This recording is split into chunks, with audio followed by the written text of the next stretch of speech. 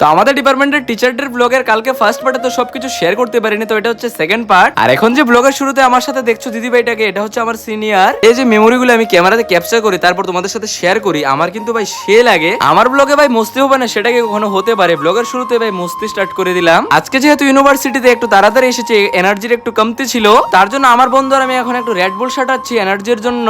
Red বুল সাটানোর পর ভাই শরীরে এখন ফুল এনার্জি, এখন আবার মস্তি স্টার্ট হয়ে গেল।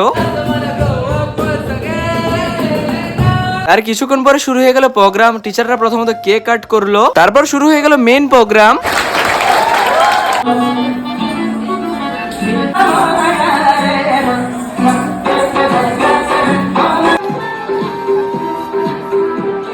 প্রোগ্রামও এনজয় করছিলাম, তার সাথে পেয়ে গেলাম জুস।